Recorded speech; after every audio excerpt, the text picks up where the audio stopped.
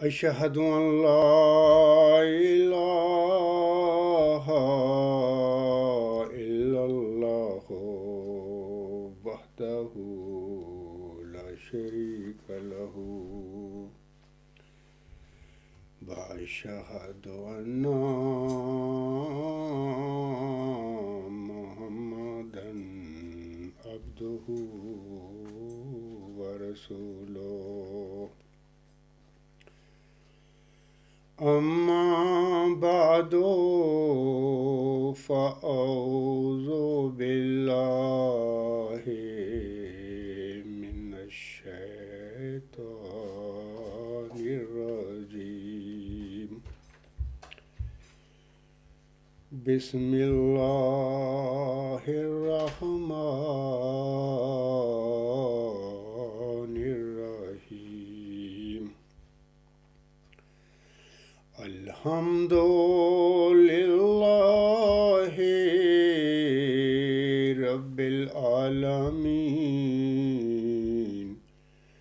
الرحمن الرحيم مالك يوم الدين إياك نعبد وإياك نستعين اهدنا الصراط المستقيم صراط الذين أنعمت عليهم صراط الذين أنعمت عليهم غير المغضوب عليهم ولا الضالين۔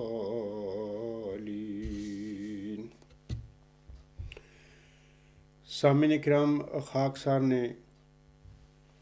کل جو لیکچر نمبر 116 دیا تھا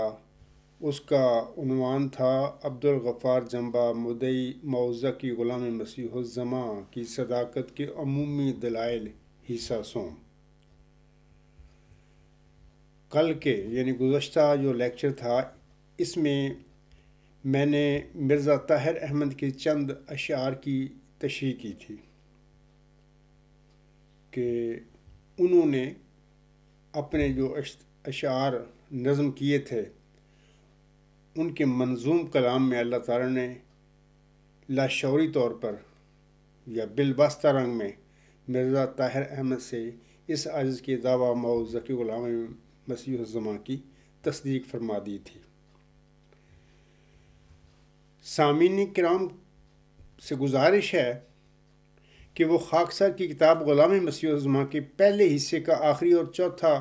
باب جو ہے جس کا عنوان ہے امام وقت کی حیرت انگیز بشارات، وہ اسے بغور و فکر پڑھے تو انہیں پتہ چل جائے گا۔ بڑی تفصیل سے میں نے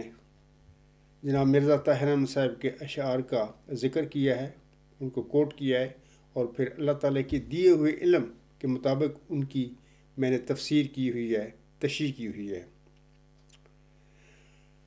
اللہ تعالیٰ نے کس طرح مرزا طاہر احمد کے منظوم کلام میں خاکسار کے دعویٰ کی تصدیق فرمائی ہے، اس کی تفصیل سامعین کرام اور میرے احمدی بہن بھائی اور بزرگ کتاب کے اس باب کو پڑھ کر جان سکتے ہیں۔ یہ کتاب اس وقت الغلام.com پر موجود ہے۔ ایک اور بات میں بتانا چاہتا ہوں سامعین کو کہ خاکسار نے مرزا طاہر احمد سے یہ بھی کہا تھا کہ اللہ تعالیٰ کے دیے ہوئے علم کی روشنی میں خاکسار نے آپ کے اشعار کی تشریح کی ہے۔ اگر آپ سمجھتے ہیں، یعنی اگر جناب مرزا طاہر احمد صاحب سمجھتے ہیں کہ کوئی بھی ذہین انسان اپنی عقل کے ذریعہ سے اس طرح کسی شاعر کے اشعار کی تشریح کر سکتا ہے، تو میں نے ان سے درخواست کی تھی کہ آپ پوری جماعت احمدیہ قادیان سے اپنے اشعار کے متعلق پوچھئے، جماعت احمدیہ قادیان میں خاکسار کے علاوہ کوئی ایک احمدی بھی نہیں ہوگا جو آپ کے اشعار کی ایسی تشریح کر سکے جو خاکسار نے تشریح کی ہے۔ تو آپ کے اشعار کی خاکسار نے جو تشریح کی ہے، یہ بغیر الہام اور وحی کے کوئی انسان کر ہی نہیں سکتا۔ تو یہ جو بعض لیکچر سننے والے یا بعض احمدی یہ خیال کرتے ہیں کہ مرزا طاہر احمد نے اپنے اشعار میں اپنا ہی ذکر کیا ہوا ہے، تو میں نے کل کے لیکچر میں بھی یہی کہا تھا اور آج بھی یہی کہتا ہوں کہ دیکھیں، اگر انہوں نے اے غلام مسیح الزماں ہاتھ اٹھا موت آ بھی گئی ہو تو ٹل جائے گی، اگر انہوں نے یہاں پر اپنا ذکر کیا تھا، یا یہ دعا ہی کا تھا موزہ کے عصا ساحروں کے مقابل بنا اجتہا، آج بھی دیکھنا مرد حق کی دعا سحر کی ناگنوں کو نگل جائے گی۔ یعنی ان اشعار میں اگر غلام مسیح الزماں سے مراد ان کی اپنی تھی، یا مرد حق کی دعا سے مراد انہوں نے اپنے آپ کو پیش کیا تھا، تو میں نے 3 خط لکھے تھے انہیں، تو انہوں نے اپنی زندگی میں تینوں خطوں کا جواب دیا ہے۔ میرے خط اور مرزا طاہر احمد صاحب کے جواب اس وقت الغلام.com جو ہے ویب سائٹ ہے، اس کے لیٹرز سیکشن میں، خطوط سیکشن میں آپ لوگ پڑھ سکتے ہیں۔ تو میں نے کل بھی کہا تھا، آج بھی سامعین سے کہتا ہوں کہ اگر انہوں نے اپنے اشعار میں اپنا ہی ذکر کیا ہوا تھا، تو جب میں نے آگے ان کو یہ بات پوچھی تھی تو انہیں چاہیے تھا کہ مجھے لکھ کے بھیج دیتے کہ عزیزم آپ یہ جو اشعار کی تشریح کر رہے ہیں میرے اشعار کی، وہ درست نہیں ہے، بلکہ ان اشعار میں غلام مسیح سے مراد خاکسار کی یعنی مرزا طاہر احمد کی ہے، یا مرد حق کی دعا وہ اپنے آپ کو انہوں نے لکھا ہے۔ یہ باتیں کہہ دیتے اپنے خطوط میں، بالکل اس کا اگر وہ چاہتے تھے کہ عبدالغفار جمعہ کا دعویٰ جماعت احمدیہ میں اوپن نہ ہو، لوگوں کو پتہ نہ لگے، بے شک حکمت کے تحت بے شک نہ اعلان کرتے، لیکن اپنے جوابی خط میں یہ لکھ دیتے مجھے۔ تو اگر ایسا ہو جاتا واقعہ تو یہ ایک سند ہوتی۔ آج میں پھر جس طرح کہتا ہوں اپنے دعویٰ کے حق میں باتیں کرتا ہوں، تو وہ پھر ظاہر ہے کہ ایسا پھر میرے لیے مشکل ہونا تھا، لیکن میں آپ سے کہوں گا کہ انہوں نے کوئی ایسی بات نہیں کی تھی، اور وہ جان چکے تھے، ان کو یقین ہو چکا تھا کہ یہ مدعی موز ذکی غلام مسیح الزماں یعنی یہ عاجز اپنے دعوے میں بالکل سچا ہے، لیکن چونکہ دنیا دار آدمی تھے اور ان کے باپ نے جو ایک گدی مذہب کے نام پر، خلافت کے نام پر بنائی تھی، وہ کسی حالت میں بھی اس گدی کو آنے والے موز ذکی غلام مسیح الزماں کے حوالے نہیں کرنا چاہتے تھے۔ یہ ان کی نفسانی سوچ تھی یا دنیا داری تھی۔ سامعین کرام اور احمدی بہن بھائی اور بزرگ جو ہیں سارے، کتاب غلام مسیح الزماں کے صفحہ 76 اور 86 پر سے خاکسار کا یہ سوال یا دعویٰ پڑھ سکتی ہیں، یعنی یہ باتیں جو میں نے مرزا طاہر احمد کے آگے کہی تھیں، جن کا ابھی میں ذکر کر رہا ہوں، وہاں پر آپ لوگ ان کا مطالعہ کر سکتے ہیں۔ کتاب کے صفحہ 86 پر خاکسار نے جو الفاظ مرزا طاہر احمد سے کہے تھے وہ اس طرح تھے، میں آج ان کا تھوڑا سا ذکر بھی کر دیتا ہوں۔ میں نے انہیں لکھا تھا، اے میرے سید، شاید آپ یہ سوچیں کہ یہ شخص یعنی یہ عاجز میرے اشعار اور میری باتوں کے کیسے کیسے مطالب نکال رہا ہے، حالانکہ ایسی کوئی بات نہیں۔ میں کوئی ایسی بات نہیں کہہ رہا ہوں جو کہ حقیقت کے برخلاف ہو۔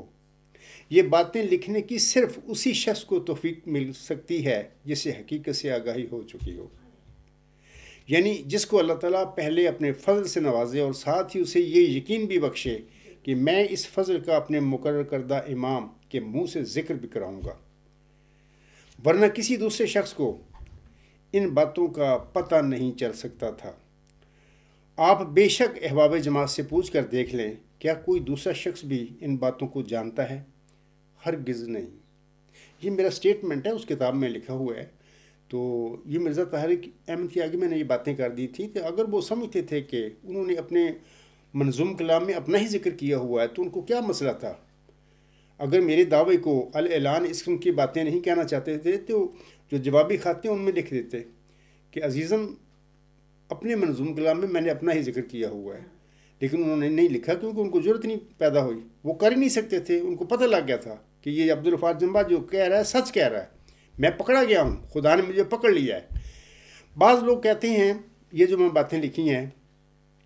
کہ مثلا میں یہ کہتا ہوں نا کہ جس کو اللہ تعالیٰ پہلے اپنے فضل سے نوازے اور ساتھ ہی اسے یہ یقین بھی بخشے کہ میں اس فضل کا اپنے مقرر کردہ امام کے منہ سے ذکر بھی کراؤں گا، ان کو یہ جو میں نے کہا ہے نا مقرر کردہ امام، ان کو بڑا یہ مسئلہ ہوتا ہے، وہ بار بار مجھے اعتراض کرتے ہیں کہ جی آپ نے ان کو امام کہا، مقرر کردہ کہا، پھر ان کے فیصلے کو کیوں نہیں مانتے؟ دیکھیں، سب سے پہلی بات تو یہ ہے کہ وہ حدیث میں نے اکثر میں پیش کی ہوئی ہے، عاصم نے فرمایا ہوا ہے کہ جب عیسیٰ ابن مریم نازل ہوں گے تو زمین پر میری نمائندہ جماعت کا امیر اسے کہے گا کہ آئیں نماز پڑھائیں، تو وہ نہیں پڑھائے گا، وہ کہے گا نہیں آپ ہی پڑھائیں، میں آپ کے پیچھے نماز پڑھوں گا۔ یہ باقاعدہ حدیث ہے۔ ویسے بھی ایک اور حدیث ہے کہ کیفا انتم اذا نزل ابن مریم فیکم و امامکم منکم، تمہارا کیا حال ہوگا جب ابن مریم تم میں نازل ہوں گے اور تمہارا امام تم میں سے ہوگا۔ تو یہ تو نبی پاک صلی اللہ علیہ وسلم کی حدیثیں ہیں۔ تو بات یہ ہے کہ اگر میں نے ان کو مقرر کردہ امام کہا تو اسی ان حدیثوں کی روشنی میں کہا ہے کہ واقعی یہ امام جو چلے آ رہے ہیں حضرت مرزا غلام صاحب کی جماعت میں، اگرچہ یہ بھٹک چکے ہیں، اس کی تفصیل میری کتاب غلام مسیح الزماں میں آپ پڑھ سکتے ہیں، جہاں پر غالباً موعود ذکی غلام مسیح الزماں کا ذکر احادیث میں اس قسم کا کوئی ٹاپک ہے، وہاں پر آپ پڑھ سکتے ہیں۔ تو بات یہ ہے کہ عاصم نے یہ بات کہی ہے تو میں بھی ان کے عاصم کی فرمودات کے مطابق اس کو میں نے امام کہا، لیکن مسئلہ یہ ہے کہ اس سے یہ بھی پیدا ثابت ہوتی ہے نا کہ امام تو ہوگا وہ، لیکن وہ سیدھے راستے سے بھٹکا ہوا امام ہوگا، کیونکہ جب تک سیدھے راستے پر کوئی چلنے والا انسان موجود دنیا میں ہو، وہ امامت بھی کر رہا ہو، امام کی جگہ پر کھڑا بھی ہو، قائد جماعت بھی ہو اور سیدھے راستے پر بھی ہو، تو اس حالت میں اللہ تعالیٰ آسمان سے کسی مسیح عیسیٰ ابن مریم کو نازل نہیں کر سکتا، نازل نہیں ہوا کرتے۔ نازل اس وقت ہوا کرتے ہیں اللہ تعالیٰ کی طرف سے جب دنیا میں بگاڑ پیدا ہو جائے اور لوگ گمراہ ہو جائیں یا ان کو کر دیا جائے، اور اگر کوئی امام بھی ہو وہ بھی سیدھی راستے سے بھٹکا ہوا ہو، پھر وہ اپنا لوگوں کو جس طرح وہ بھٹکا ہوا ہے اور لوگوں کو بھی بھٹکاتا پھر رہا ہو، تو ایسی حالت میں پھر اللہ تعالیٰ عیسیٰ ابن مریم کو نازل فرمایا کرتا ہے۔ عاصم کی حدیث سے بھی یہی بات ہے، اور اسی حدیث کے کانٹیکس میں نے جتنا بھی خط و خطابت کی اور انہیں اپنا کہا، سید کہا یا مقرر کردہ امام کہا، عاصم کی حدیث کے مطابق میں نے کہا کہ عاصم نے فرمایا ہوا ہے۔ لیکن بعض لوگ سمجھتے ہیں کہ چونکہ آپ نے کہہ دیا ہے امام مان لیا اس کو، تو اسی کی ہی وہ رہنمائی یا اس کی باتیں ہی صحیح ہیں۔ نہیں، اس کی باتیں صحیح ہو نہیں سکتی، کیونکہ اگر اس کی باتیں صحیح ہیں تو محمد عربی سے اس میں نعوذ باللہ من ذالک، نعوذ باللہ من ذالک، پھر غلط خبر دے دی ہے نزول مسیح عیسیٰ ابن مریم کی، ان کی بات پھر جو اللہ نے ان کو بتایا وہ بھی غلط ہے۔ تو پھر یہ جو لوگ ہیں میرے مخالفین وہی سچے ہیں، اللہ بھی جھوٹا ہے نعوذ باللہ من ذالک، اور محمد عربی صلی اللہ علیہ وسلم بھی نعوذ باللہ من ذالک، نعوذ باللہ من ذالک، وہ بھی جھوٹے ٹھہرتے ہیں۔ اس سے کوئی فرق نہیں پڑتا، میں نے تو عاصم کی فرمودات کی مطابق عمل کیا، اس کی روشنی میں باتیں کرتا رہا۔ تو یہ ایک ضمنی سی بات تھی، میں چاہتا تھا کہ آپ کے آگے اس کا ذکر کر دوں۔ اب خاکسر آج کے لیکچر نمبر 117 کی طرف آتا ہے۔ اس لیکچر کا عنوان ہے عبدالغفار جنبا مدعی ذکی غلام مسیح الزماں کی صداقت کے عمومی دلائل، حصہ چہارم۔ عقائد احمدیت کتابچہ کے آخری صفحہ سے پہلے والے صفحہ پر جو عمومی 9 معیاروں کا ذکر ہے، جیسے کہ میں نے کل بھی اور پہلے بھی بتایا کرتا ہوں، آج بھی دکھا دیتا ہوں کہ یہ وہ عمومی 9 معیار ہیں۔ کسی بھی مدعی کی صداقت کے عمومی معیار جو ہیں یہ 9 ہیں۔ ان میں صداقت کا چوتھا معیار جس کا میں آج ذکر کروں گا، کیونکہ کل کے لیکچر میں 2 کا ذکر کیا تھا، اس سے پہلے جو 2 جون 2021 کو میں نے لیکچر دیا تھا اس میں میں نے صرف ایک معیار کا ذکر کیا تھا، وہ تھا ایسے دعویٰ کی ضرورت ہو، اور دوسرا جو معیار ہے اور تیسرا جن کا کل کے لیکچر میں نے جواب دیا ہے، اور ان دونوں معیاروں کے حوالے سے میں نے اپنی صداقت کے دلائل پیش کی ہیں سامعین کرام کے آگے، وہ اس طرح ہے کہ وہ دعویٰ دوسرا معیار وہ دعویٰ قرآن و حدیث کے موافق ہو، مخالف نہ ہو، بلکہ قرآن و حدیث اس کے مؤید ہوں۔ تیسرا معیار جو کل میں نے بتایا ہے، جس کے روشنی میں میں نے اپنی صداقت کے دلائل پیش کی ہیں سامعین کے آگے، وہ یہ ہے کہ اس دعویٰ کی تصدیق میں آسمانی نشان ہوں۔ وہ میں نے آسمانی نشان بھی پیش کیے ہیں کل کے لیکچر میں۔ آج خاکسار چوتھا معیار جو ہے، اس جو معیار مقرر کیے گئے ہیں 9 حضرت مرزا غلام صاحب کی صداقت کے حوالے سے ہی جماعت احمدیہ کا یہ کتابوں میں معیار بیان کیے گئے ہیں، یہ لکھے گئے ہیں۔ تو اس 9 معیاروں کی مطابق آج میں چوتھا عمومی معیار جو ہے اس کی روشنی میں میں بتاؤں گا، اپنی صداقت کو پیش کروں گا آپ لوگوں کے آگے۔ چوتھا عمومی معیار سامعین کرام یہ ہے کہ دلائل عقلیہ و نقلیہ و علمیہ اس دعویٰ کی تصدیق کریں، یعنی مدعی کے دعویٰ کی تصدیق کریں۔ خاکسار اب سامعین کرام اور اپنے احمدی بہنوں، بھائیوں اور بزرگوں کو بتانا چاہتا ہے کہ کس طرح دلائل عقلیہ و نقلیہ و علمیہ خاکسار کے دعویٰ موعود ذکی غلام مسیح الزماں کی تصدیق کرتے ہیں۔ اولاً یہ کہ دلائل عقلیہ خاکسار کے دعویٰ کی اس طرح تائید کرتے ہیں کہ حضرت مرزا غلام احمد علیہ السلام اور حضرت مولوی نور الدین رضی اللہ تعالیٰ عنہ کی وفات کے بعد جناب مرزا بشیر الدین محمود احمد نے نہ صرف جماعتی احمدیہ پر قبضہ کر لیا، یعنی سیاسی رنگ میں، اور اس وجہ سے کہ چونکہ مرزا غلام صاحب کے وہ بیٹے تھے اور لوگوں پر اثر تھا اس بات کا کہ یہ مرزا غلام صاحب کی بیٹی ہیں، ان چیزوں کا فائدہ اٹھاتے ہوئے انہوں نے جماعت احمدیہ پر قبضہ کر لیا، بلکہ حضرت مرزا غلام احمد صاحب کی تعلیم اور عقائد کے برخلاف آپ علیہ السلام کی جماعت میں ایسی بدعتیں اور غلط عقائد داخل کر دیے کہ ان سب بدعتوں اور خرابیوں اور غلط عقائد کی تجدید اور اصلاح کے لیے اللہ تعالیٰ نے اپنے پیارے نبی صلی اللہ علیہ وسلم کی حدیث مجددین کے مطابق 15ویں صدی ہجری کے سر پر کسی احمدی مومن کو ان کی تجدید اور اصلاح کے لیے ضرور مامور فرمانا تھا۔ خاکسار کی دعویٰ موعود ذکی غلام مسیح الزماں کی سچائی کے حق میں یہ عقلی دلیل ہے کہ جب جماعتوں میں فتور پڑ جائیں، بدعتیں داخل ہو جائیں، غلطیاں ڈال دی گئی ہوں اور ان کے مصفحہ چہرے کو بدنما کر دیا جائے، تو پھر ان کی اصلاح، ان کی تجدید کے لیے اللہ تعالیٰ آسم کی حدیث مجددین کے مطابق صدی کے سر پر اپنا مجدد مامور فرمایا کرتا ہے۔ تو یہ عقلی دلیل ہے اس عاجز کے دعویٰ کی۔ دوسرا یہ کہ دلائل نقلیہ سے مراد قرآن کریم کے دلائل اور قرآن کریم کی تائید مراد ہے۔ جس طرح اللہ تعالیٰ نے وفات مسیح کے حوالہ سے قرآنی معارف حضرت مرزا غلام احمد صاحب پر کھولے تھے، بعین ہی جناب مرزا بشیر الدین محمود کے جھوٹے دعویٰ مسلم موت کے بطلان کے لیے اللہ تعالیٰ نے مجھ امی پیدائشی احمدی مسلمان پر قرآنی معارف اس طرح کھولے ہیں کہ مجھے بتایا گیا کہ اے عبدالغفار، یہ میں دلائل نقلیہ کی بات کر رہا ہوں، مجھے بتایا گیا کہ اے عبدالغفار، مبشر غلام ہمیشہ بشارت کے بعد پیدا ہوا کرتے ہیں۔ موعود ذکی غلام کی الہامی بشارتوں کا سلسلہ 1881 سے شروع ہو کر 6-7 نومبر 1907 تک، یعنی ملہم کی وفات تک جاری رہتا ہے۔ ملہم کی نرینہ اولاد کا سلسلہ ملہم کے چوتھے لڑکے مرزا مبارک احمد کی پیدائش کے بعد منقطع ہو گیا تھا، لیکن اس کے بعد بھی ذکی غلام اور اس کے دیگر صفاتی ناموں کے ساتھ ملہم پر 8 الہامی بشارتیں نازل ہوئی تھیں اور ان کا سلسلہ نزول کا ان کی وفات تک جاری رہا۔ اس سے قطعی طور پر ثابت ہوتا ہے کہ اللہ تعالیٰ نے ملہم کے جسمانی لڑکوں کو الہامی پیشگوئی نشان رحمت یا الہامی پیشگوئی ذکی غلام مسیح الزماں یا الہامی پیشگوئی مسلم موت کے دائرہ بشارت سے ہی باہر نکال دیا تھا، یعنی ان کی زندگی میں بھی اللہ تعالیٰ نے یہ کر دیا تھا۔ یہ بالواسطہ رنگ میں، حکیمانہ رنگ میں اللہ تعالیٰ نے یہ باتیں کی تھیں۔ لہذا محمدی مریم حضرت مرزا غلام احمد صاحب کا کوئی بھی لڑکا موعود اور مبشر ذکی غلام یا مسلم موت کی الہامی پیشگوئی کے دائرہ بشارت میں ہی نہیں آتا۔ لہذا مرزا بشیر الدین محمود احمد کا دعویٰ مسلم موت قطعی طور پر ایک جھوٹا دعویٰ تھا، نفسانی دعویٰ تھا۔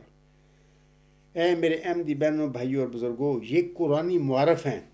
جو اللہ تعالیٰ نے مجھ امی انسان پر واہ کیے ہیں، اور یہی دلائل نقلیہ یعنی قرآنی دلائل خاکسار کے دعویٰ موعود ذکی غلام مسیح الزماں کی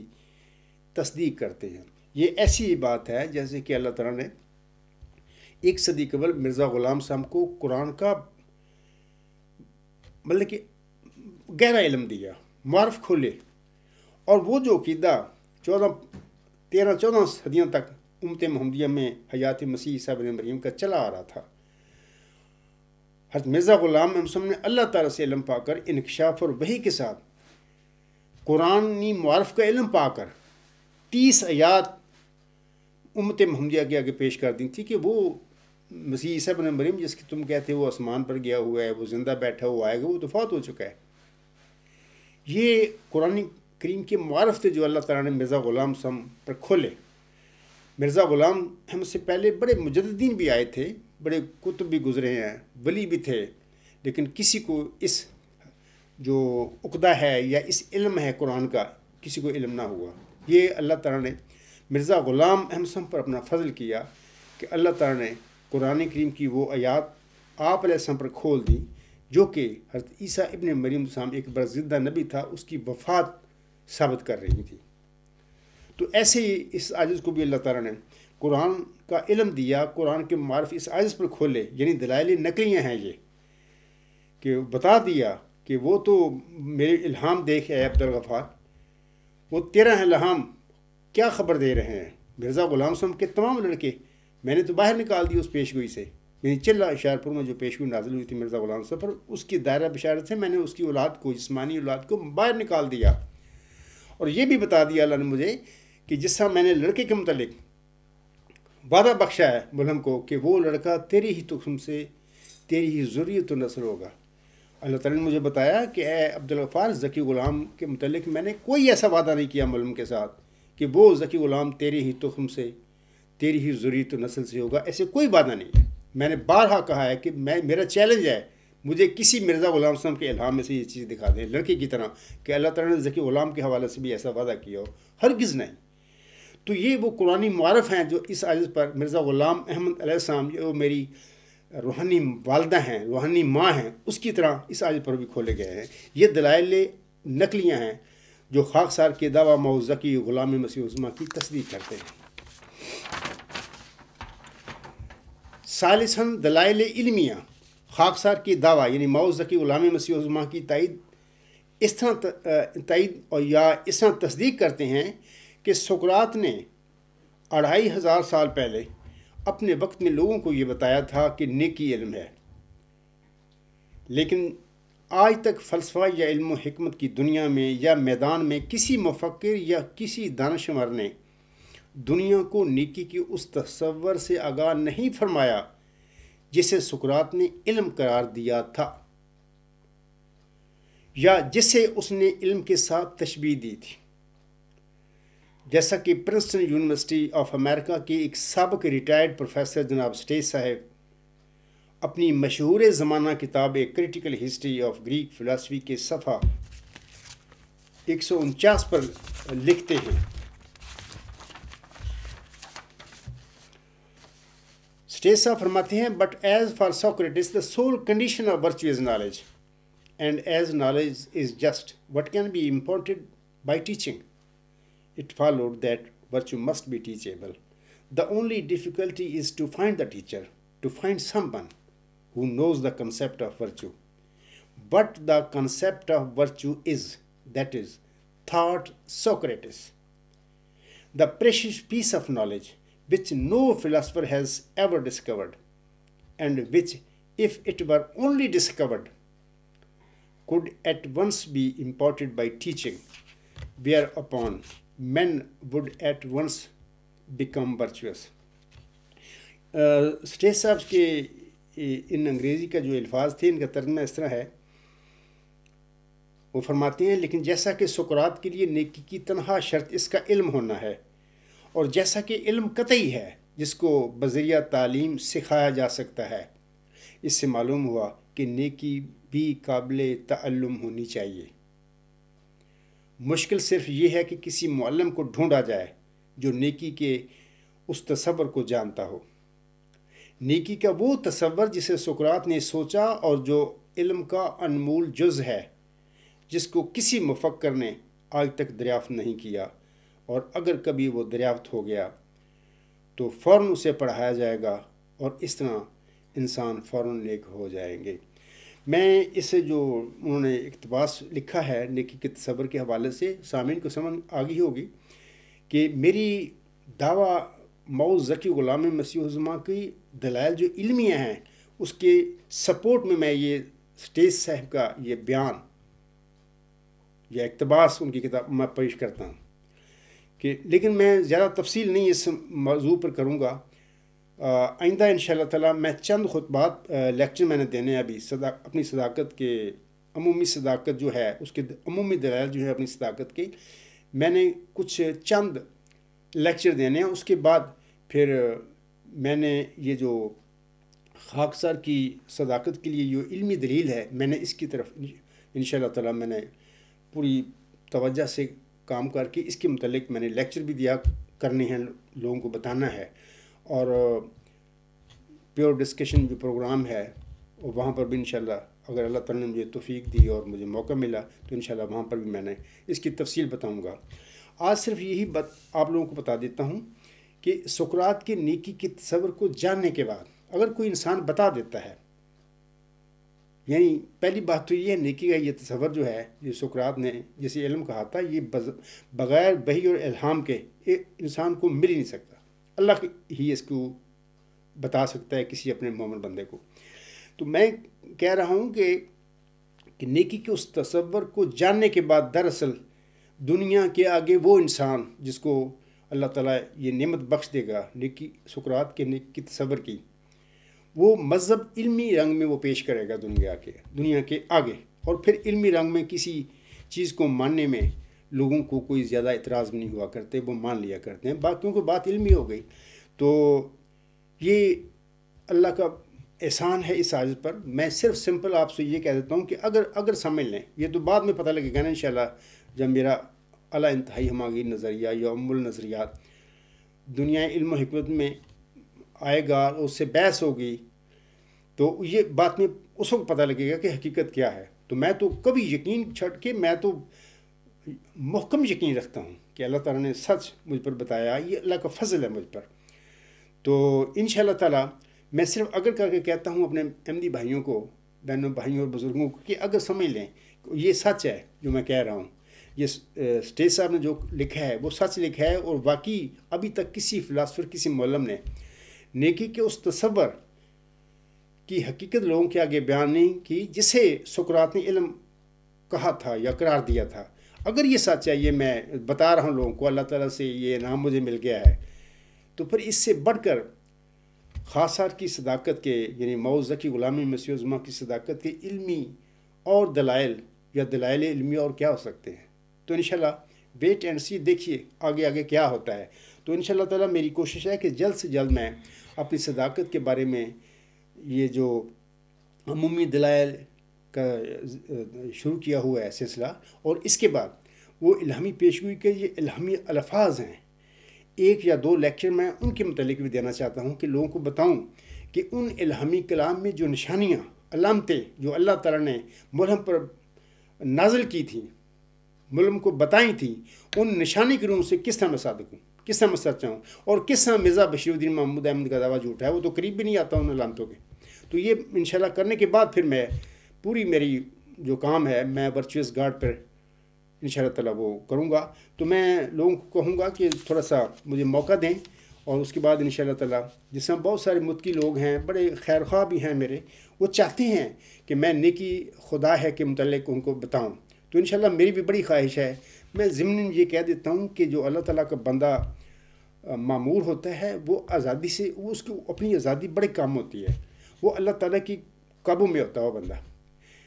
آپ نہیں سمجھ سکتے کہ میں کتنا چاہتا ہوں کہ جلد سے جلد میں اس پہ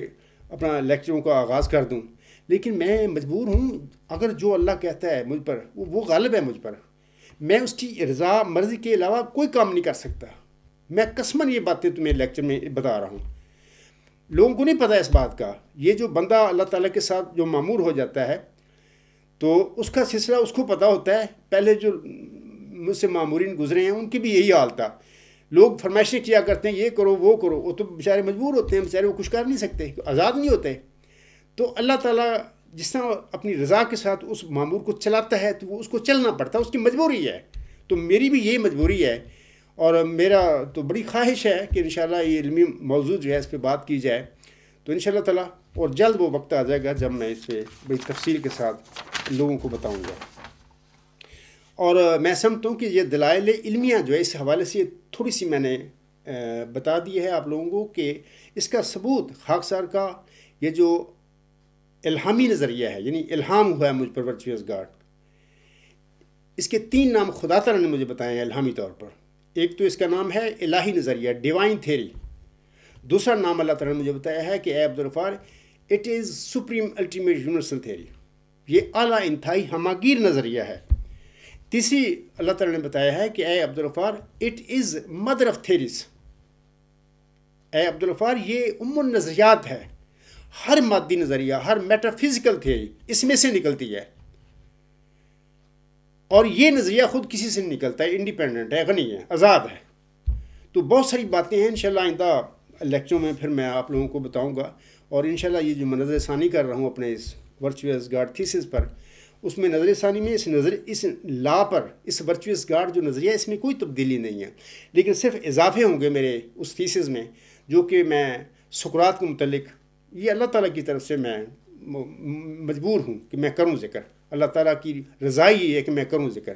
کیونکہ پہلے میں نے بڑی جلدی میں تھیسس لکھا تھا پاکستان میں، تو لکھنے کے بعد میں ادھر یورپ اللہ تعالیٰ نے کہا بھی چلے جاؤ، میں آ گیا، تو اب اللہ تعالیٰ کی رضا کے مطابق ہی میں اس میں جو ایڈیشن کر رہا ہوں وہ سقراط کے متعلق ہے، کہ وہ ایک جس طرح یورپ میں اس کو ایک خشک فلسفی سمجھا جاتا ہے، بڑی نکتہ چینیاں بھی کرتے ہیں لوگ، بلکہ نیٹشے نے تو بڑے اسٹرانگ لفظ ان کے خلاف استعمال کیے ہوئے ہیں، تو لیکن میں بتانا چاہتا ہوں کہ وہ صرف محض ایک خشک ایک مفکر نہیں تھا، ایک فلسفی نہیں تھا، وہ بلکہ اللہ کا برگزیدہ نبی اور رسول تھا، ایتھنس کے لیے، ایتھنسٹی کے لیے، اپنے زمانے کا وہ مسلح تھا۔ تو انشاءاللہ بعد میں یہ باتیں میں آپ لوگوں کو بتایا کروں گا۔ اچھا، یہ تو تھا میں جو ابھی بیان کیا ہے، چوتھا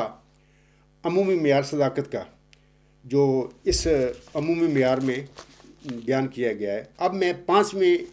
معیار کی طرف آتا ہوں۔ صداقت کے عمومی معیاروں میں،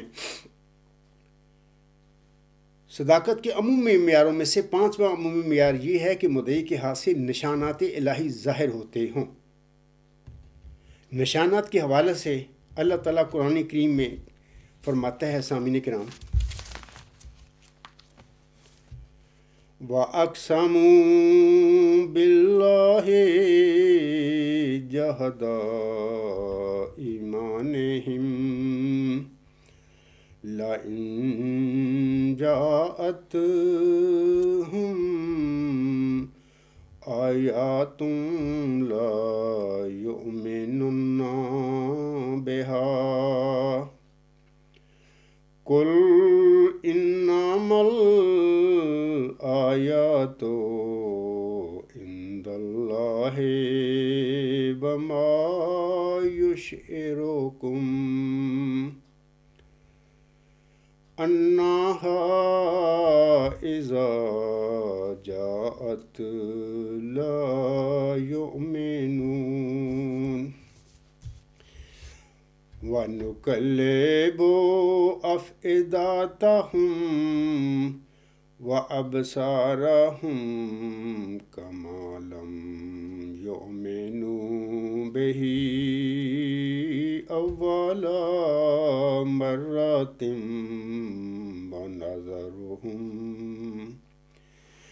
وَنَذَرُهُمْ فِي طُغْيَانِهِمْ يَعْمَهُونَ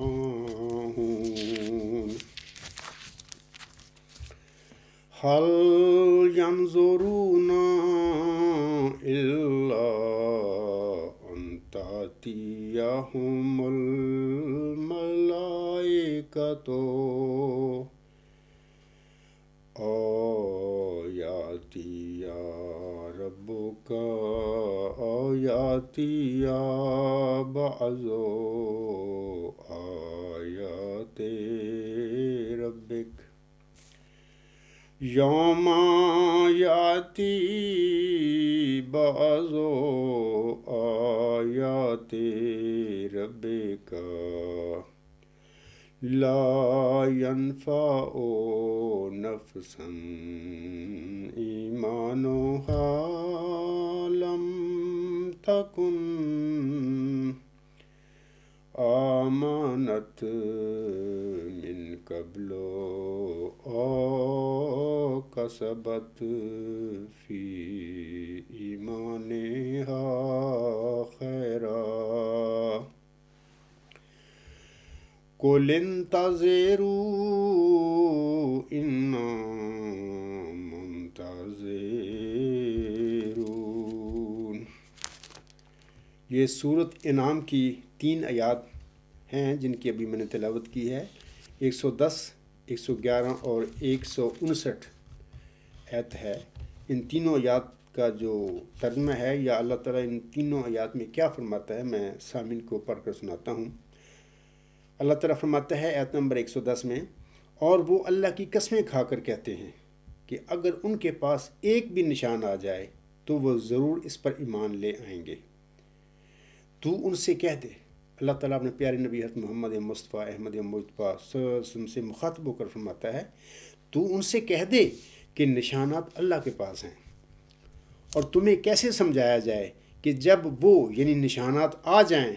تو یہ ایمان لانے والے نہیں، اور ہم ان کے دلوں اور ان کی آنکھوں کو الٹ دیں گے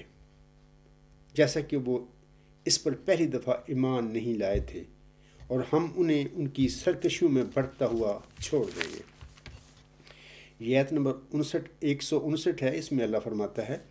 کیا وہ اس بات کا انتظار کر رہے ہیں کہ ان کے پاس فرشتے آئیں یا تیرا رب آئے یا تیرے رب کے بعض نشانات آ جائیں؟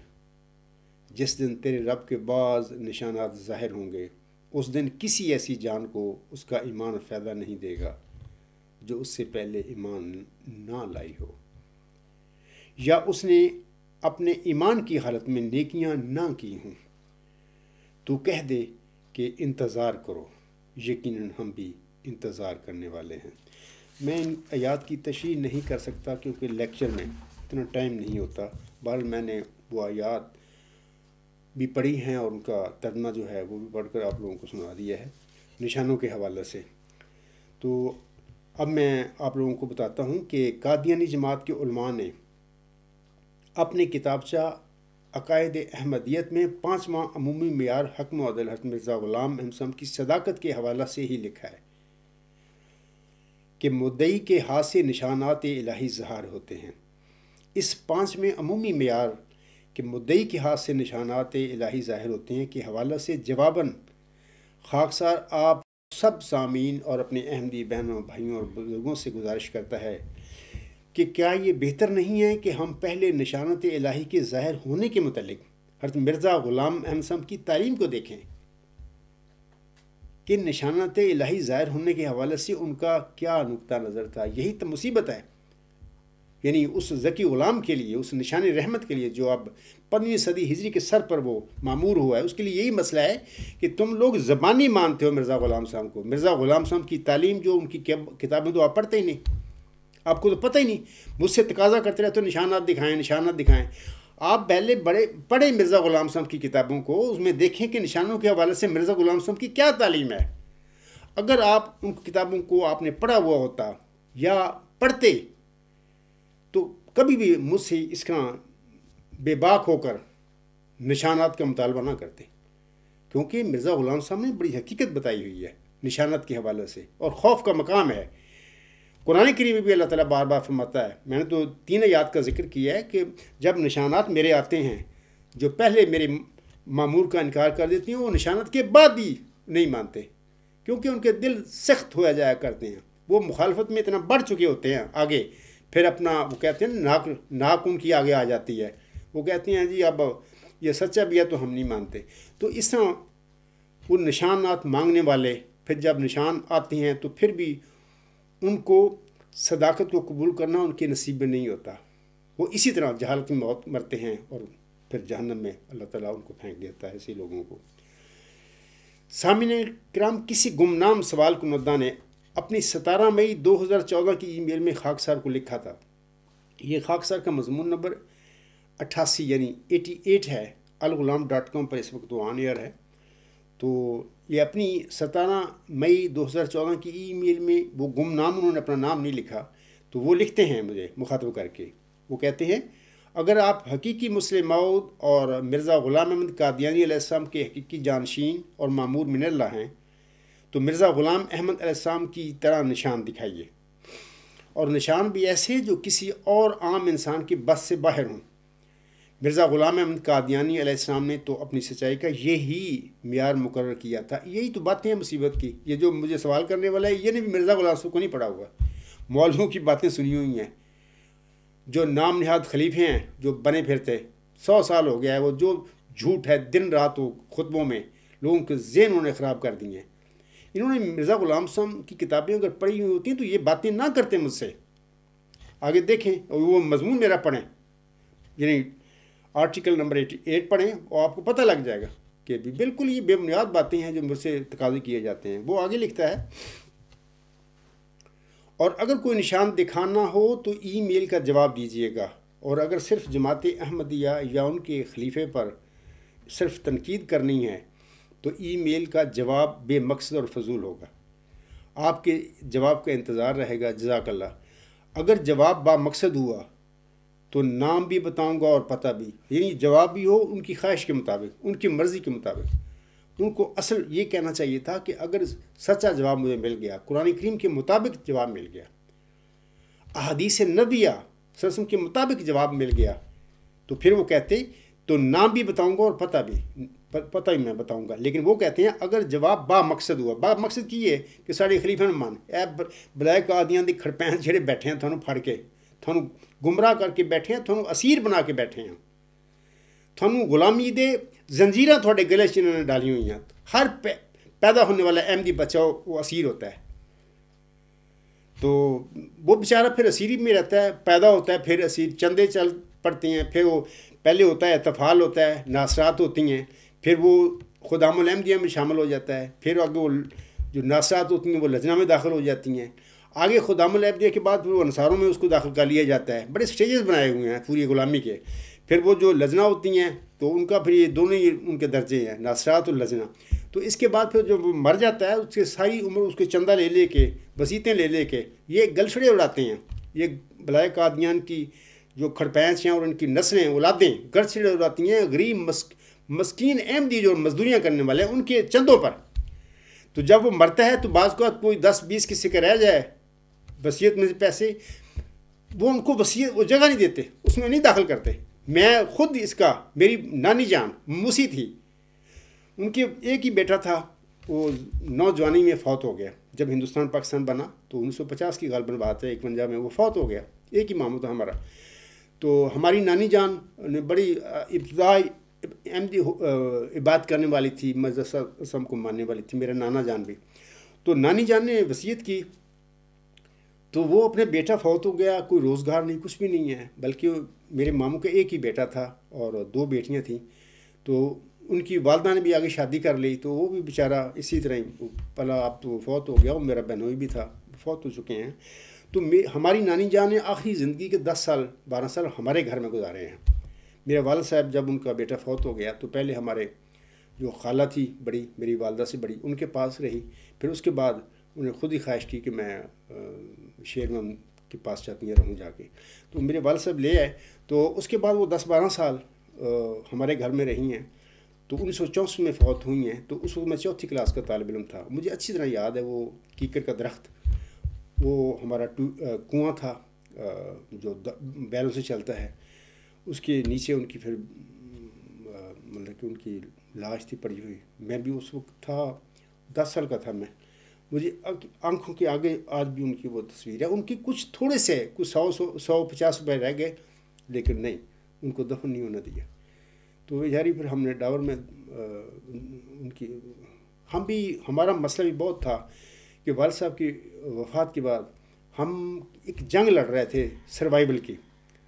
اور شریک تھے کہ ہمیں ختم کرنا چاہتے تھے. یہ بہت ساری باتیں ہیں کہ کبھی موقع ملا میں بتاؤں گا کہ ہمارے ساتھ لوگوں نے کیا کیا کیا، کس حد سے ظلم کیا. والد صاحب بھی بیچارے شریف آدمی تھے، دنیا دار نہیں تھے، دینی آدمی تھے، یعنی دین کی تعلیم جو ہے قرآن کریم تھی ان پر چلنے والے تھے. کبھی کوئی ان میں کوئی بڑائی کوئی ایسی بات ہی نہیں تھی. کم گو اور اپنا بس اللہ تعالیٰ کی طرف توجہ کرنے والے. تو بات یہ ہے کہ ان کے وفات کے بعد ہم نے تو صرف اپنی سروائیول کی جنگ لڑی. اس غربت میں ہمارے پاس بھی اتنے پیسے نہیں تھے کہ ہم اپنی نانی جان کی وہ وصیت ادا کر دیتے, لیکن وہ نہیں دفن کی. تو اسی طرح میں ایک نانی جان کی آپ کو مثال دیا, بیسیوں سینکڑوں مثالیں جماعت احمدیہ میں ہوں گی کہ بہت سارے لوگ ایسے ہیں جن کے 10 20 50 100 رہ گیا, ان کو بھی نہیں دفن ہونے دیا. تو بہرحال اللہ تعالیٰ ان پر رحم کرے. یہ جو لوگوں کو مرزا غلام صاحب کی وصیت کے نظام پر لوٹنے لگے ہوئے ہیں, بلکہ بلیک میل کرتے ہیں اپنی یہ نام نہاد خلافت کو, اور بلائے قادیان ہیں, یہ اپنا مذہبی اقتدار کو خلافت کے نام پر چلایا ہوا ہے. اپنی اس خلافتی اقتدار کو بچانے کے لیے وصیت کے نام پر لوگوں کو بلیک میل کرتے ہیں. آگے میں چلتا ہوں کہ یہ جو ای میل انہوں نے لکھی ہے, خاکسار کا مضمون نمبر 88 اس کا عنوان ہے نشان چاہیے, نشان ریکوائرڈ. یہ 32 صفحات پر مشتمل ہے. یہ جو میں آج لیکچر دے رہا ہوں اس میں اسی کا زیادہ ذکر کروں گا. سامعین کو چاہیے جن کے پاس ٹائم وہ اردو جانتے ہو تو وہ میرا اس مضمون پڑھیں, ان کو کافی علم میں اضافہ ہوگا. سامعین کرام اور اے میرے احمدی بہن بھائی اور بزرگ جو سارے ہیں, سب کو واضح ہے کہ حضرت مرزا غلام احمد علیہ السلام نے اپنی سچائی کا معیار نشانوں کو قرار نہیں دیا تھا. یہ یاد رکھیں باتیں, میرے سے ایسے نشان مانگتے پھرتے ہو, بلکہ فرمایا تھا کہ دراصل تمام ثواب کا دار و مدار ایمان پر ہوتا ہے, اور ایمان اس بات کا نام ہے کہ جو بات پردہ غیب میں ہو اس کو بعض قرائن کے ذریعے سے قبول کیا جائے. اسی قدر دیکھ لینا کافی ہوتا ہے کہ قرائن موجودہ ایک شخص کے صادق ہونے پر بے نسبت اس کے کاذب ہونے کے بکثرت پائے جاتے ہیں. یہ تو ایمان کی حد ہے, لیکن اگر کوئی اس سے آگے بڑھ کر نشان طلب کرتا ہے تو اللہ تعالیٰ کے نزدیک وہ فاسق ہے. اور ایسے ہی لوگوں کے متعلق اللہ تعالیٰ نے فرمایا ہے کہ نشانوں کے بعد ان کا ایمان قابل قبول نہیں ہوتا. اللہ تعالیٰ نے قرآن کریم کے شروع میں ہی مومنوں کی یہ علامت بیان فرمائی ہے کہ الذین یؤمنون بالغیب, وہ غیب پر ایمان لاتے ہیں. یعنی وہ ایسی بات پر ایمان لاتے ہیں کہ جو ہنوز پردہ غیب میں ہوتی ہے اور لوگوں پر کلیتاً مکشوف نہیں ہوتی. اور ایسے ایمان سے اجر و ثواب کے علاوہ اللہ تعالیٰ کی خوشنودی اور رضا بھی حاصل ہوتی ہے. لہذا سامعین کرام, حضرت مرزا غلام احمد علیہ السلام کے بقول نشانوں کی بجائے حق و باطل میں فرق کرنے کے لیے یہی کافی ہوتا ہے کہ چند قرائن جو وجہ تصدیق بن سکیں اپنے ہاتھ میں ہوں, اور تصدیق کا پلہ تکذیب کے پلہ سے بھرے. یہ بات ہے. یہ مرزا غلام صاحب کی تعلیم پڑھ رہا ہوں, میں بتا رہا ہوں, آگے ان کا میں حوالہ بھی پڑھتا ہوں.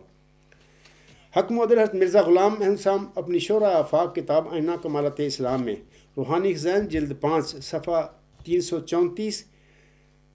تا 335 پر لکھتے ہیں.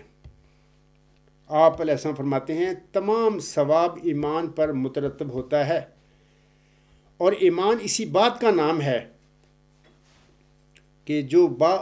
بات پردہ غیب میں ہو اس کو قرائن مرحجہ کے لحاظ سے قبول کیا جائے. یعنی اس قدر دیکھ لیا جائے کہ مثلا صدق کے وجوہ کذب کے وجوہ پر غالب ہیں, اور قرائن موجودہ ایک شخص کے صادق ہونے پر بے نسبت اس کے کاذب ہونے کے بکثرت پائے جاتے ہیں. یہ تو ایمان کی حد ہے. مرزا غلام صاحب فرما رہے ہیں یہ تو ایمان کی حد ہے, لیکن اگر اس حد سے بڑھ کر کوئی شخص نشان طلب کرتا ہے تو وہ عند اللہ فاسق ہے. اور اسی کے بارے میں اللہ تعالیٰ شانہ قرآن کریم میں فرماتا ہے کہ نشان دیکھنے کے بعد اس کو ایمان نفع نہیں دے گا. یہ بات سوچنے سے جلد سمجھ آ سکتی ہے کہ انسان ایمان لانے سے کیوں خدا تعالیٰ کی رضامندی حاصل کرتا ہے. اس کی وجہ یہی ہے کہ جن چیزوں کو ہم ایمانی طور پر قبول کرتے ہیں وہ بکل الوجوہ ہم پر مشکوف نہیں ہوتی. مثلا انسان خدا تعالیٰ پر ایمان لاتا ہے مگر اس کو دیکھا نہیں, فرشتوں پر ایمان لاتا ہے لیکن وہ بھی نہیں دیکھے, بہشت اور دوزخ پر ایمان لاتا ہے اور وہ بھی نظروں سے غائب ہیں, محض حسن ظن سے مان لیتا ہے. اس لیے خدا تعالیٰ کے نزدیک صادق ٹھہر جاتا ہے, اور یہ صدق اس کے لیے موجب نجات ہو جاتا ہے. ورنہ ظاہر ہے کہ بہشت اور دوزخ اور ملائک ایک مخلوق خدائے تعالیٰ کی ہے, ان پر ایمان لانا نجات سے کیا تعلق رکھتا ہے؟ جو چیز واقعی طور پر موجود ہے اور بدیہی طور پر اس کا موجود ہونا ظاہر ہے, اگر ہم اس کو موجود مان لیں تو کس اجر کے ہم مستحق ٹھہر سکتے ہیں؟ مثلا اگر ہم یہ کہیں کہ آفتاب کے وجود پر ایمان لائے اور زمین پر ایمان لائے کہ موجود ہے، اور چاند کے موجود ہونے پر بھی ایمان لائے، اور اس بات پر ایمان لائے کہ دنیا میں گدھے بھی ہیں اور گھوڑے بھی اور کھچر بھی اور بیل بھی اور طرح طرح کے پرند بھی، تو کیا اس ایمان سے کسی ثواب کی توقع ہو سکتی ہے؟ پھر کیا وجہ ہے کہ جب ہم مثلا ملائکہ کے وجود پر ایمان لاتے ہیں تو خدا تعالیٰ کے نزدیک مومن ٹھہرتے ہیں اور مستحق ثواب بنتے ہیں، اور جب ہم ان تمام حیوانات پر ایمان لاتے ہیں جو زمین پر ہماری نظروں کے سامنے موجود ہیں تو ایک ذرہ بھی ثواب نہیں ملتا، حالانکہ ملائک اور دوسری سب چیزیں برابر خدا تعالیٰ کی مخلوق ہیں۔ پس اس کی وجہ یہی ہے کہ ملائک پردہ غیب میں ہیں اور دوسری چیزیں یقینی طور پر ہمیں معلوم ہیں، اور یہی وجہ ہے کہ قیامت کے دن ایمان لانا منظور نہیں ہوگا۔ یعنی اگر اس وقت کوئی شخص خدا تعالیٰ کی تجلیات دیکھ کر اور اس کے ملائک اور بہشت اور دوزخ کا مشاہدہ کر کے یہ کہے کہ اب میں ایمان لایا، تو منظور نہ ہوگا۔ کیوں منظور نہ ہوگا؟ اسی وجہ سے کہ اس وقت کوئی پردہ غیب درمیان نہ ہوگا تا اس سے ماننے والے کا صدق ثابت ہو۔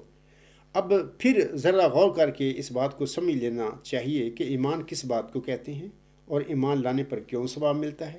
امید ہے کہ آپ بفضل ہی تعالیٰ تھوڑا سا فکر کر کے اس بات کو جلدی سمجھ جائیں گے کہ ایمان لانا اس طرز قبول سے مراد ہے جب بعض گوشے یعنی پہلو کسی حقیقت کے جس پر ایمان لایا جاتا ہے مخفی ہوں، اور نظر دقیق سے سوچ کر اور قرائن مرحجہ کو دیکھ کر اس حقیقت کو قبل اس کے کہ وہ بکلی کھل جائے قبول کر لیا جائے۔ یہ ایمان ہے جس پر ثواب مترتب ہوتا ہے، اور اگرچہ رسولوں اور نبیوں اور اولیاء کرام علیہم السلام سے بلا شبہ نشان ظاہر ہوتے ہیں، مگر سعید آدمی مرزا فرماتے ہیں، میں بھی وہ کہوں گا اپنے بہنوں بھائیوں بزرگوں کو، سنیے یہ مرزا غلام صاحب کی نصیحتیں ہیں، ان کو پلے باندھو،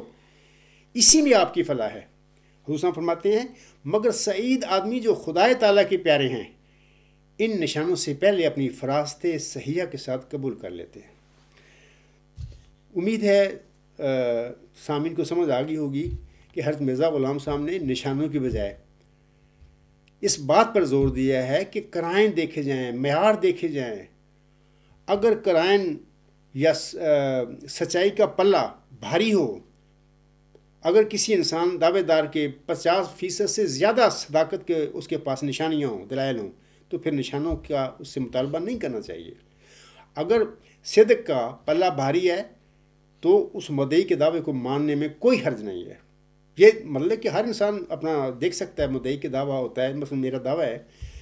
تو الغلام.com پر میرے خطابات اور لیکچر، آرٹیکل، کتابیں سب موجود ہے۔ وہاں پر اگر کوئی سنجیدگی سے متقی پڑھے گا تو اس کو پتہ لگ جائے گا فوری کہ یہ بندہ، اس کا جو دعوے دار ہے، اس کا سچائی کا پلڑا بھاری ہے یا کذب کا پلڑا بھاری ہے، اس کو معلوم ہو جائے گا۔ باقی مانا نہ مانا ہر انسان کا اپنا کام ہے۔ اب خاکسار سامعین اور اپنے احمدی بہنوں بھائیوں اور بزرگوں کو بتانا چاہتا ہے کہ حضرت مرزا غلام احمد علیہ السلام نے اپنے دعوی امام مہدی و مسیح موعود کے لیے کون سے معیار یا قرائن کا ذکر فرمایا ہوا ہے، اب ہم اس کو دیکھتے ہیں۔ تو میں آپ سے کہنا چاہتا ہوں کہ حضور صاحب نے اپنی کتاب جو آئینہ کمالات اسلام ہے، روحانی خزائن، جلد 5 صفحہ 340 سے 348 تک اپنی صدق، اپنی سچائی کے 5 معیاروں یا 5 قرائن کا ذکر کیا ہوا ہے۔ آپ میں نے حوالہ دے دیا ہے، تفصیل میں نہیں، لیکچر میں اتنا وقت ہی نہیں ہے کہ میں ہر معیار پہ ڈسکس کروں، بتاؤں آپ لوگوں کو کھول کے، میں صرف حوالے دے رہا ہوں۔ آگے میں بتاتا ہوں، یہ حوالہ ہے روحانی خزائن، جلد 5 صفحہ 340 تا 348، مضمون نمبر 88 خاکسار کا نشان چاہیے، اس کا عنوان ہے۔ اس کے صفحات نمبر 3 تا 6 پر حضور صاحب کے میں نے ان 5 قرائن کا ذکر کیا ہوا ہے، آپ دیکھیں وہاں پر۔ میں یہاں پر بڑے خلاصتاً بتا دیتا ہوں۔ قرینہ نمبر 1 حدیث مجددین حضور صاحب نے اپنی صداقت کے حق میں پیش کی ہے۔ قرینہ نمبر 2 واحد مدعی مسیح موعود ہونا، یہ انہوں نے قرینہ اپنا صداقت کا دوسرا پیش کیا ہے۔ تیسرا بعض اہل اللہ کی گواہیاں انہوں نے اپنی صداقت کے حق میں پیش کی ہیں۔ کرینہ نمبر 4 حق کا روب، یہ انہوں نے حضور سامنے اپنے کرینہ نمبر 4 کے طور پر اس حق کے روب کو پیش کیا ہے۔ آج یہی بھی میرا بھی معاملہ یہی ہے۔ الحمدللہ ثم الحمدللہ، میں عام سادہ احمدی بہنوں بھائیوں بزرگوں کو بتا دیتا ہوں کہ یہ نام نہاد جو خلاف بنے برتے ہیں بلائے قادیان کے کڑبینچ، یہ بھی ان کے پیٹ پرست مولوی بھی، ان کے ارباب و اختیار بھی، ان کے زیالے بھی، سارے خدا کی قسم منجوں کے تھلے بڑھ گئے۔ یہ حق کا روب ہے۔ یہی مرزا غلام صاحب نے اپنی صداقت کا یہ کرینہ پیش کیا تھا اس زمانے میں۔ یہ پڑھ لیں آئینہ کمالات اسلام، یہی معاملہ میرا ہے۔ مخالفین مجھ پر بدزبانی کرتے ہیں، مجھے اور میرے خاندان کو اور میرے ساتھیوں کو گالیاں نکالتے ہیں، سب بک بک کرتے ہیں، لیکن سارے مدینہ تھلے بڑھ کے بیٹھے ہیں، میدان سے باہر آ کے میرا سامنا کرنے کے لیے کوئی بھی تیار نہیں۔ 5واں کرینہ حضور صاحب نے اپنی سچائی کے یہ بتایا ہے الہامی علوم میں غلبہ۔ میرا بھی یہی دعویٰ ہے، اور میں یہی کہتا ہوں کہ وہ ایسا علم دیا گیا مجھے اور بذریعہ الہام اور وہی دیا مجھے کہ ان کو پتہ ہے ان نام نیاز خلیفوں کو بھی ہمارا حال کیا ہوگا جب اس کے سامنے ہم میدان میں اتر جائیں گے، تو وہاں پر تو پھر ہماری تو خیر نہیں، ان کو پتہ ہے۔ لیکن ظاہر ہے کہ گدی بنائی ہے، مذہبی اقدار گدی، اور اس کو مرزا بشیر الدین محمود اور اس کی نسل اس سے فائدہ اٹھا رہی ہے، مین وہی ہیں۔ آگے نازل شاذل مولوی شوری بنے، ان کو بھی کافی ملتا ہے، وہ بھی اس گدی سے کافی وہ فائدے لیتے ہیں۔ بس وہ ایک دنیاوی اقتدار یا دنیاوی جاہ و حشم یا دنیاوی مفادات ان لوگوں کے رستے میں ہیں، جو یہ عاجز میرے دعوے پر غور و فکر کرنے کے لیے تیار نہیں، یا جھوٹ کو چھوڑنے کے لیے تیار نہیں۔ پتہ لگ چکا ہے ان کو میری سچائی کا، وہی وجہ ہے نا، کوئی نکلتے کیوں نہیں، سامنا کیوں نہیں کرتے، یہ وجہ ہے۔ تو یہ 5 کرینے ہیں حضور صاحب نے جو پیش کیے ہیں، یا معیار کہہ لیں۔ خاکسار نے سامعین کرام اپنی صداقت کے حوالے سے حضور صاحب کے بیان فرمودہ معیاروں یا قرائن سے مزید 5 زیادہ قرائن یا مزید معیار اپنی سچائی کے حق میں بتائے ہوئے ہیں۔ یعنی خاکسار نے کل 10 معیاروں کا یا 10 قرائن کا ذکر کیا ہے۔ اسی مضمون نمبر 88 یعنی 88 میں صفحات جو ہیں 7 تا 9 جو ہیں 88 جو مضمون ہے اس کے ہم پڑھ لیں وہاں پر۔ مثلا 5 کے علاوہ خاکسار نے Kareena number 6، Kareena number 7، Kareena number 8، Kareena number 9 اور کرینہ نمبر 10 یہ خاکسار نے مزید اپنی صداقت کے حوالے سے میں نے بیان کیے ہوئے ہیں۔ لیکن اس سے کوئی یہ نہ مراد سمجھے کہ مرزا غلام صاحب نے 5 قرائن اپنی صداقت دی ہے، میں 10 دے رہا ہوں، تو یا جو بھی میں کر رہا ہوں، مرزا غلام صاحب خدا کی قسم کھا کر کہتا ہوں کہ میرے اندر ہیں، میں ان کا وہ مود عصا ہوں جس کے متعلق مرزا طاہر نے کہا یہ دعائی ہی کہتا موضع کے عصا ساحروں کے مقابل بنا دہا۔ یہ موسیٰ علیہ السلام کے وقت پر عصا کی بات کی ہے۔ آج بھی دیکھنا مرد حق کی دعا سحر کی ناگنوں کو نگل جائے گی۔ مرد حق کی دعا، مرزا غلام صاحب کو بھی 2 عصا دیے گئے تھے۔ ایک وہ عصا تھا جس کے منہ پر لکھا تھا دعا کا مستجاب، تیری دعا مقبول ہے، تو وہ ذکی غلام و نشان رحمت ہے۔ تو میں آپ سے کہتا ہوں کہ میں تو مرزا غلام صاحب کے ہاتھ میں ہوں عصا۔ بعض لوگ کہتے ہیں نا کہ آپ نیکی خدا پر بات کریں، یہ کریں وہ کریں، میں پھر ان کو کہتا ہوں کہ میں تو مرزا غلام صاحب کے ہاتھوں میں ہوں۔ اب جس طرح وہ چلا رہے ہیں تو میں تو مجبور ہوں، میں تو کچھ کر نہیں سکتا اور چیز، بھلے کتنی بھی خواہش رکھتا ہوں کہ یہ کام کروں وہ کروں، یہ کام جلدی مکمل ہو جائے یہ کر لوں، نہیں، جو مرزا غلام صاحب چاہتے ہیں وہ مجھ سے کروا رہے ہیں۔ ان کے ہاتھ میں ایک عصا ہے، وہ اس کو حرکت دے رہے ہیں۔ میری تو کوئی حیثیت نہیں ان کے آگے، وہ میری روحانی ماں ہیں، انہوں نے مجھے زندگی دی، ان کی دعا کی قبولیت کا نتیجہ ہوں میں، یہ اللہ کا فضل ہے مجھ پر، میری کوئی حیثیت نہیں ہے اس میں۔ ٹھیک ہے، میں نے 10 قرائن بیان کی ہیں، تو یہ سارا فضل فیض ان کی وجہ سے ملا مجھے، محمد عربی سسم کی وجہ سے ملا مجھے۔ اولا وہ میرے آقا ہیں، وہ سورج ہیں، سچائی کے سراجن منیرہ ہیں، اور دوسرے نمبر پر محمد مریم ہے، جن کی دعائیں اس عجز کو زمین سے اٹھا کر آسمان پر لے گئی۔ سارا کچھ دیکھا میں نے، اور اس کے بعد پھر نیچے زمین پر خدا تعالیٰ مجھے لے کے آیا کہ اب محمد مریم نے کہا کہ اب وہ دین اسلام کی فتح اور غلبے کی جنگ لڑ، اور تو وہ لڑ رہا ہوں، پہلے تو گھر والے ٹھیک کر رہا ہوں نا، پہلے وہ نہیں ٹھیک ہونے کے لیے تیار، تو انشاءاللہ تعالیٰ باقی عالم اسلام اور باقی دنیا جو بعد کی بات ہے۔ تو یہ 10 قرائن میں نے پیش کی ہیں، آپ وہاں سے پڑھ لیں میری کتاب سے، جو مضمون نمبر 88 ہے، اس کا صفحہ نمبر 7 سے 9 تک۔ اب سوال ہے کہ خاکسار کے دعویٰ مئو ذکی غلام مسیح الزماں مئو مجدد صدی 5 دام ہونے کے لیے نشانات کون کون سے ہیں سامعین کرام؟ میں بڑا مختصر کیونکہ وقت نہیں ہے میرے پاس، تو میں آپ لوگوں کو بتا دیتا ہوں کہ یہ بھی خاکسار کا مضمون نمبر 88 ہے، وہاں پر میں نے بڑا تفصیل کے ساتھ ان باتوں کا ذکر کیا ہو، نشانوں کو آپ وہاں سے پڑھ لینا، میں صرف یہاں پر حوالے دوں گا آپ لوگوں کے آگے کیونکہ ٹائم نہیں ہے۔ میں چاہتا ہوں کہ لیکچر زیادہ 1 گھنٹے سے زیادہ نہ ہوا کرے، لیکن میں یہ بھی بتا دیتا ہوں بعض لوگوں کو یہ ہوگا شاید کہ جمبا صاحب سمندر کو دریا کو کوزے میں بند نہیں کرتے، بعض لوگوں میں صلاحیت ہوتی ہے کہ وہ بڑی بات کو سمندر کو کوزے میں بند کر لیتے ہیں، ایک صلاحیت ہے اللہ تعالیٰ کی طرف سے دی ہوئی۔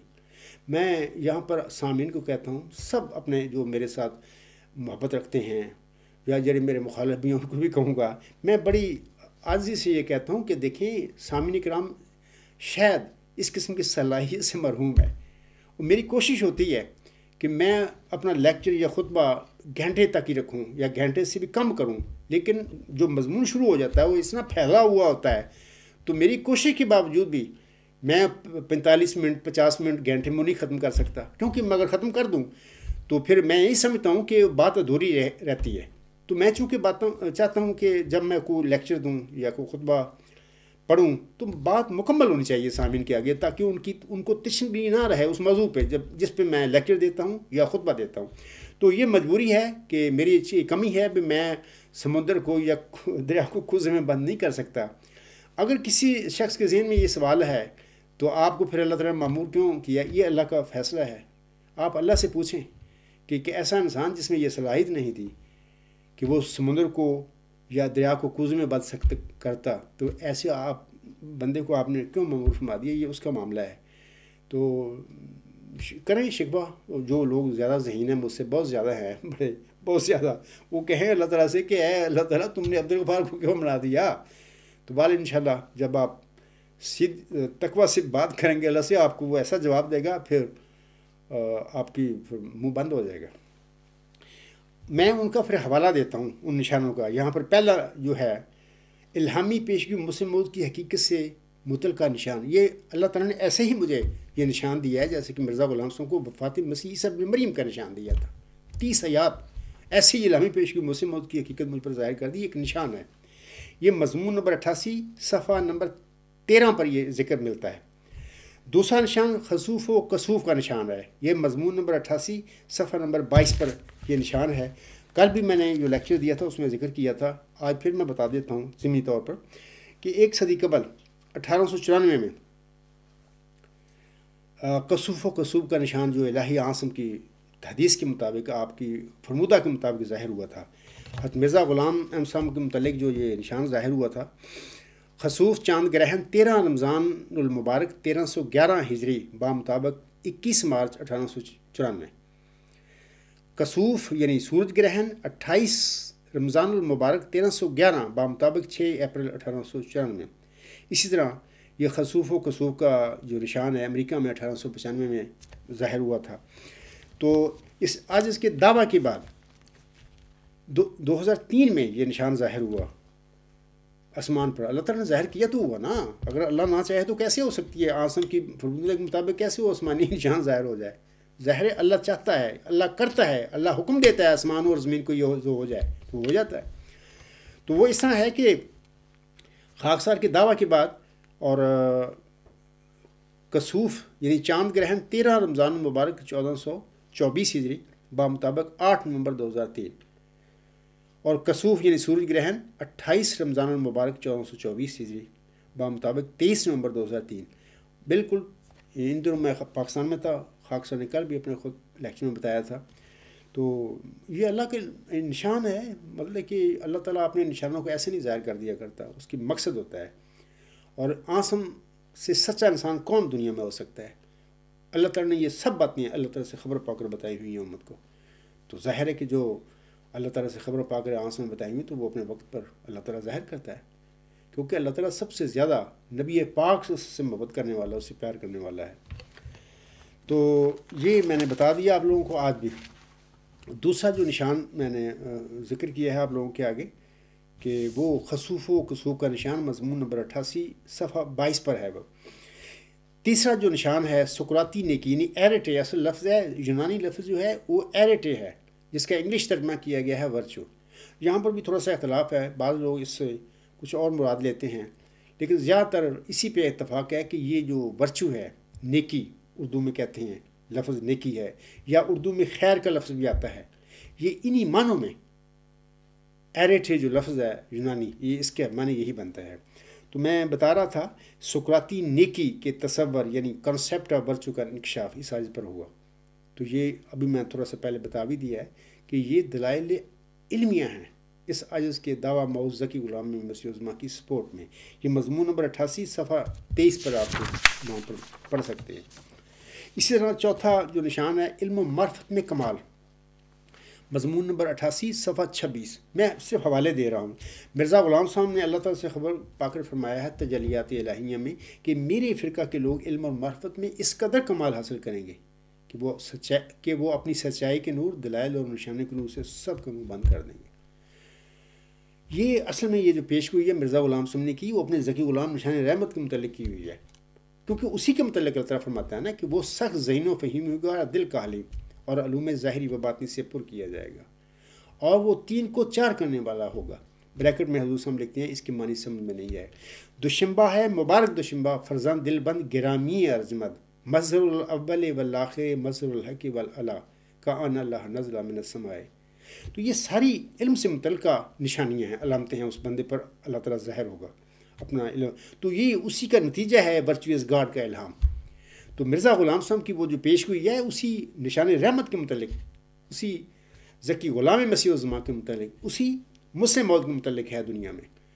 تو انشاءاللہ تعالیٰ آپ دیکھیں گے میری زندگی میں سارے یہ کام ہوں گے، دنیا ورچوئس گاڈ جو ہے اس کے آگے لاجواب ہوگی، اس کو تسلیم کرے گی۔ میری زندگی میں انشاءاللہ تعالیٰ مجھے امید ہے کہ یہ ڈیوائن تھیری نہیں رہے گی، بلکہ ڈیوائن لا بن جائے گا۔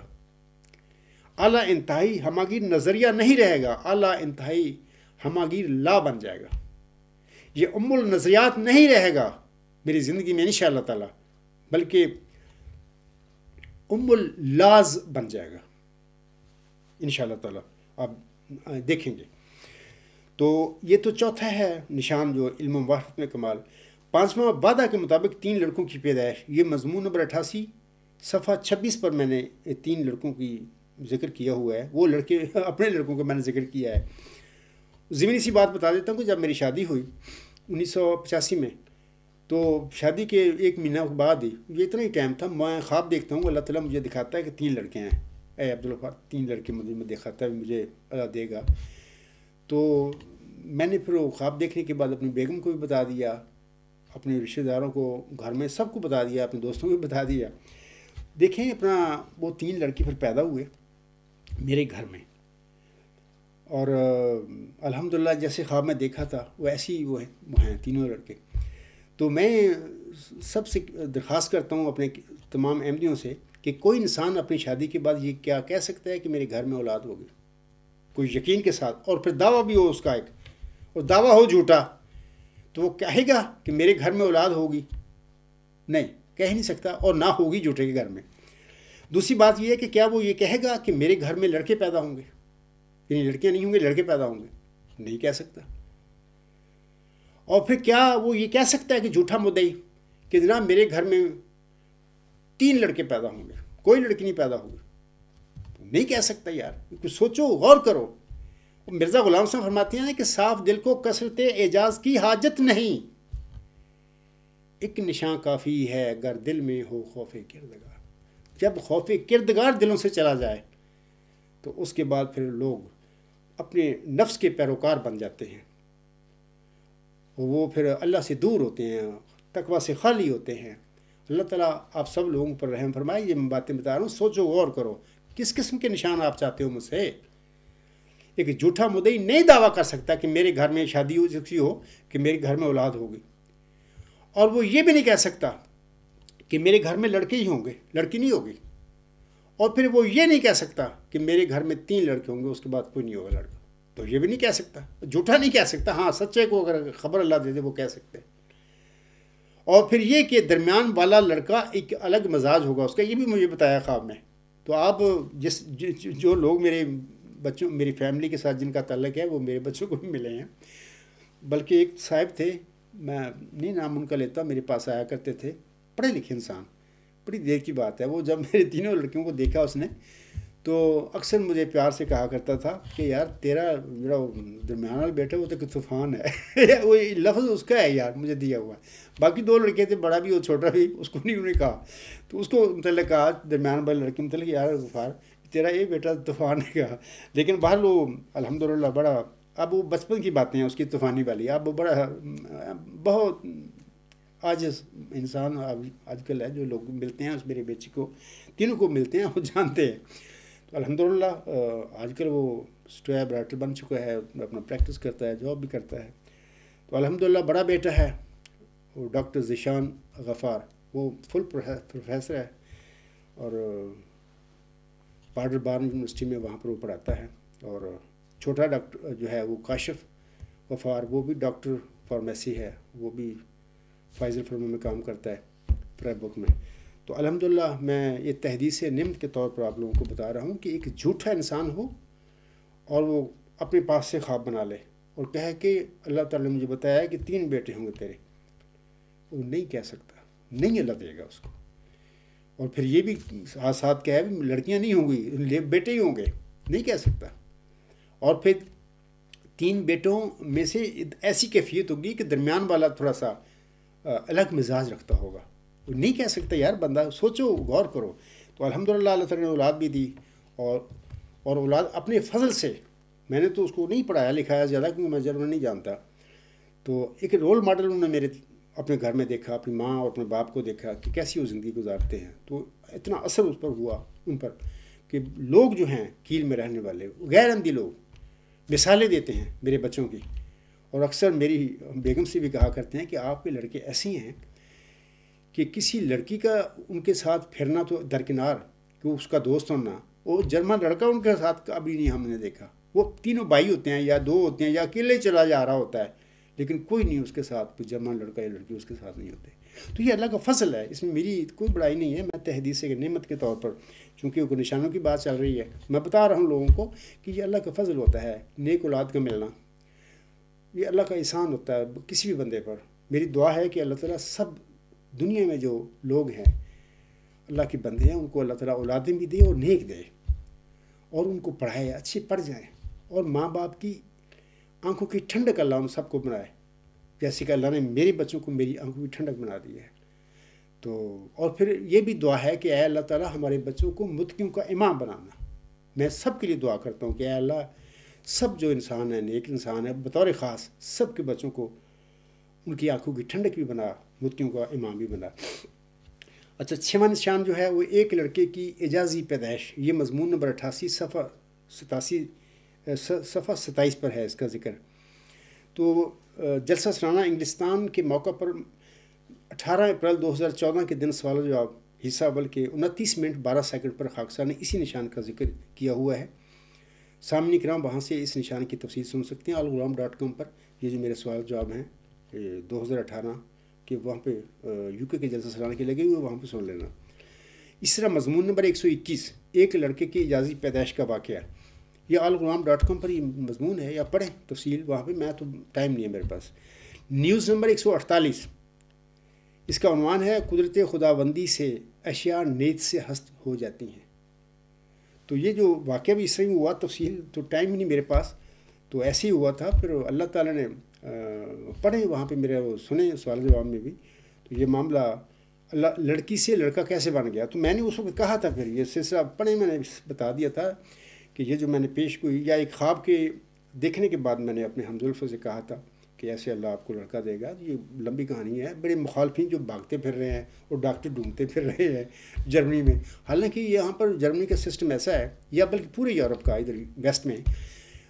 فرام آرٹس اس کو کہتے ہیں، یعنی عورتوں کے جو ڈاکٹر ہوتے ہیں انگلش میں پتہ نہیں کیا کہتے ہیں، لیڈی ڈاکٹر ہے جو بھی ہے، وہ اتنے مصروف ہوتے ہیں، اتنے ان کے ہوتے ہیں لوگ کہ ان کو تو پتہ ہی نہیں ہوتا،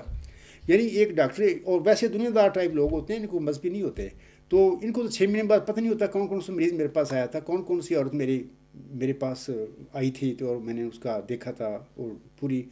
اس کا پریگننسی کا میرے علم میں رہی تھی، کوئی پتہ نہیں ہوتا ان کو.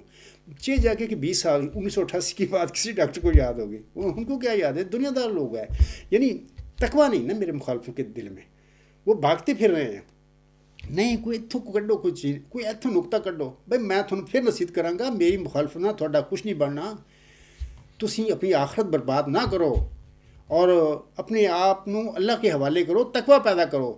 جب میں اس نشان کے حوالے سے، ایک لڑکی کی اعزازی پیدائش کے حوالے سے میں حلف اٹھاتا ہوں ممبر رسوس میں کھڑے ہو کر، اور میرا ہم زلف جس کے گھر میں یہ بچہ پیدا ہوا وہ حلف اٹھاتا ہے، تو تمہیں یار اس حلف پر کیوں اعتبار نہیں ہے؟ کوئی جھوٹا حلف اٹھا سکتا ہے؟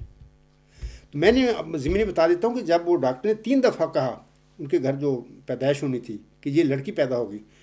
تو میں نے پھر یقین کریں میں خدا کی قسم کھا کر کہہ رہا ہوں آپ لوگوں کو کہ ایسی ہوا. پھر میں نے اللہ سے التجا کیا ہے اللہ کہ تو نے تو مجھے خواب میں لڑکا دکھایا اور میں نے ان کو لے کے بھیج دیا ہوا ہے.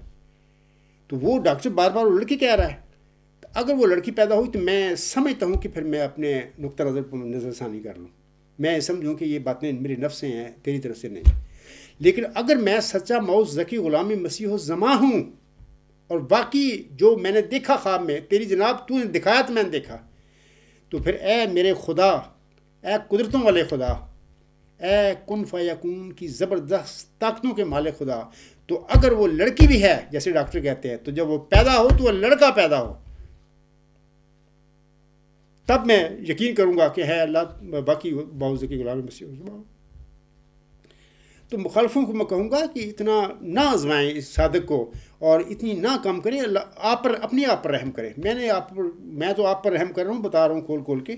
اللہ تعالیٰ آپ پر رحم کرے اور آپ کو عقل اور فہم دے. تو یہ باتیں ہیں.